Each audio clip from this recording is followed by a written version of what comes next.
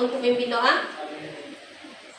Baik, untuk memulai pembelajaran kita hari ini, sebaiknya kita berdoa sejenak menurut kepercayaan kita masing-masing. Berdoa dimulai. Selesai. Oke, kehadiran kalian. Ada yang tidak hadir? Ada. Siapa? Hairani, Rasya, Ramadan. keterangannya? Izin, Bu. Oh, izin. Oke, yang sakit mudah-mudahan cepat sehat. Ya, oke, silakan berdiri semuanya.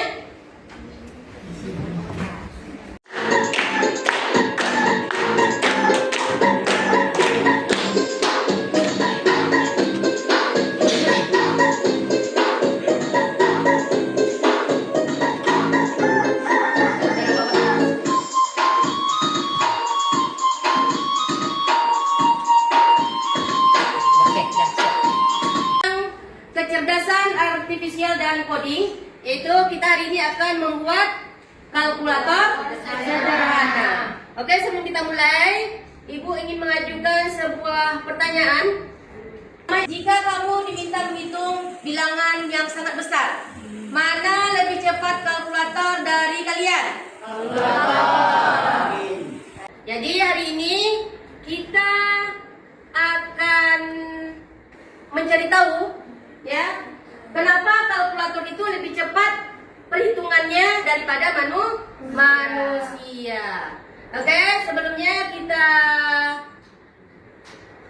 tujuan pembelajaran kita hari ini yaitu menerapkan algoritma pemrograman untuk menghasilkan aplikasi yang digunakan untuk pemecahan masalah konseptual. Jadi minggu kemarin kita udah belajar tentang algoritma, yaitu berpikir secara komputasional. Jadi ada 4 pilar berpikir secara komputasional, salah satunya yaitu algoritma.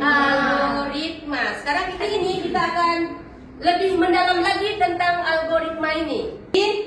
Sebelum kita membuat kalkulator, terlebih dahulu kita lihat sejenak sejarah dari kalkulator.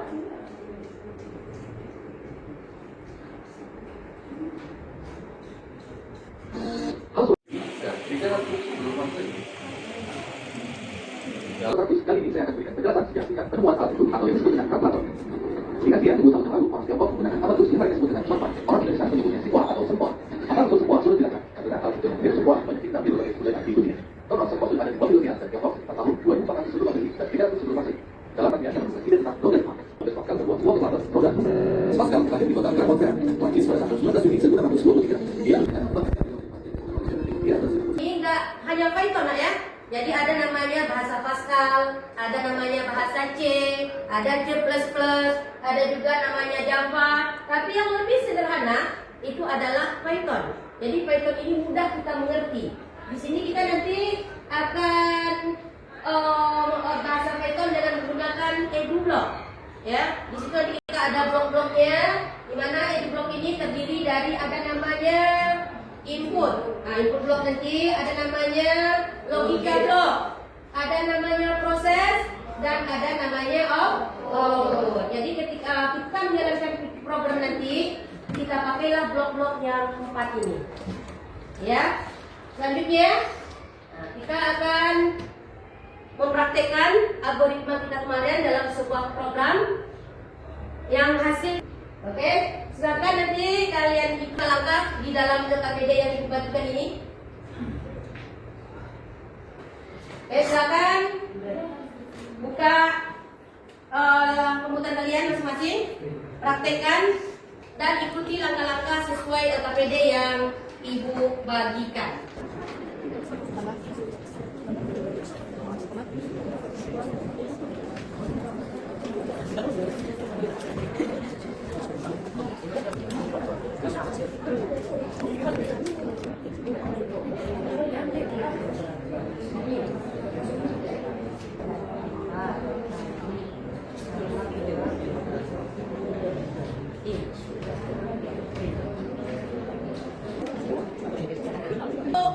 Mempresentasikan hasilnya ke depan pada kelompok Afra, silakan maju dari pertama.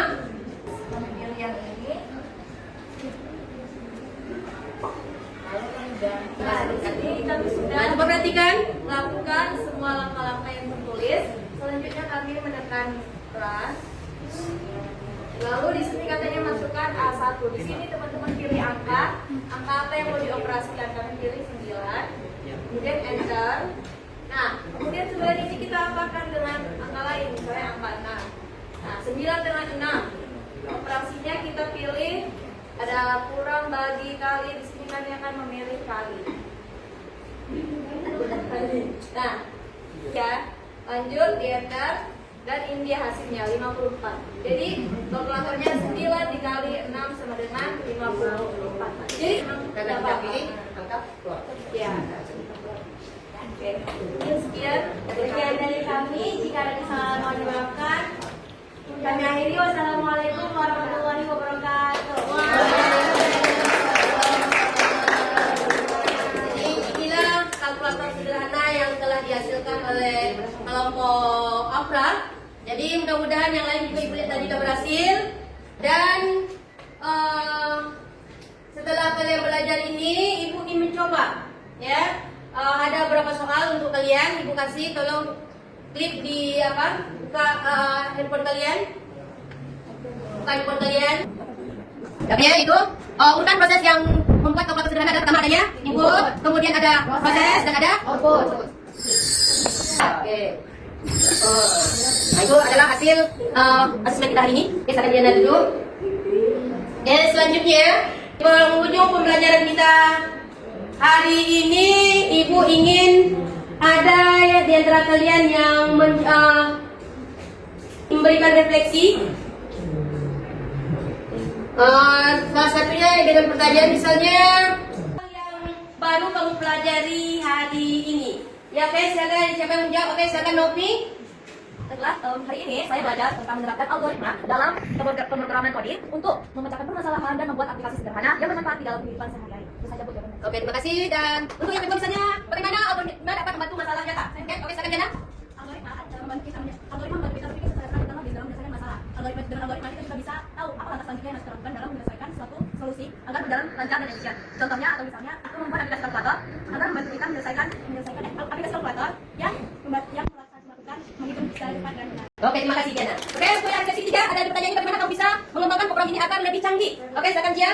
Saya akan mengembangkan program tersebut menjadi lebih canggih dengan menambahkan operasi-operasi yang lainnya seperti pangkat, akar, fungsi, trigonometri, dan memperbaiki tampilan serta lebih banyak. Oke, terima kasih.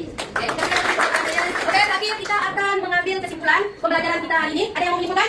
Oke, silakan Ismail. Lima. Algoritma merupakan langkah-langkah sistematis dan logis yang dapat kita gunakan untuk memecahkan suatu masalah. Nah, dalam pembuatan Oke.